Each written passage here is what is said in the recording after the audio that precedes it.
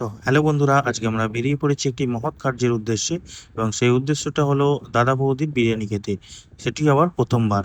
তাই দাদা বৌদির বিরিয়ানি খেতে যাওয়ার জন্য আমাদের প্রথমে ৩ চাকার রথে চেপে আমরা বেরিয়ে পড়লাম। আর এই যে রাস্তাটি তোমরা সবাই দেখতে পাচ্ছ, এই রাস্তাটি হলো কিছুদিন আগে বাবা তারকনাথের মাথায় জল ঢালার জন্য শেওড়াফুলি থেকে জল তুলে জলযাত্রীরা যে রাস্তা দিয়ে যাচ্ছিলেন, সেই রাস্তা দিয়ে আমরা এখন যাচ্ছি। তো শেওড়াফুলি স্টেশনে এসে রথ আমাদের নামিয়ে দিল। তো আমরা একটু হাঁটতে হাঁটতে বাজারের ভিতর দিয়ে এসে হাঁপিয়ে উঠলাম।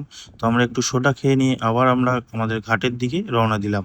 হাঁটতে হাঁটতে এসে দেখলাম আমাদের জন্য একটি বড় ডলফিন দাঁড়িয়ে আছে গঙ্গাটা পার করে দেওয়ার জন্য।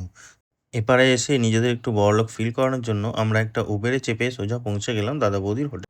আমাদের সিট পড়েছিল সেকেন্ড ফ্লোরে। তো সেকেন্ড ফ্লোরের অ্যাম্বিয়েন্সটা দেখে আমাদের পুরো মাথাটা খারাপ হয়ে গেল। অ্যাম্বিয়েন্সটা খুব দারুণ ছিল। তো আমরা ম্যানেজার সাহেবের সাজেশন মতো মেনু সিলেক্ট করে অর্ডার দিয়ে দিলাম। প্রথম ছিল ফিশ ফ্রাই। তারপর ফিশ ফ্রাইটা শেষ করার পরেই আমাদের চলে এলো বিরিয়ানি। তো বিরিয়ানির যা সেন্ট উঠেছিল, সে সেন্টটা মানে কি বলবো, সেটা ভাষায় প্রকাশ করা যাবে না। তো এটির সাথে আমরা একটা চিকেন ভুনা নিয়েছিলাম, যেটি ওনাদেরই সাজেস্ট করা, যেটা দাদা বৌদিতে নতুন লঞ্চ করেছে কিছুদিন আগেই।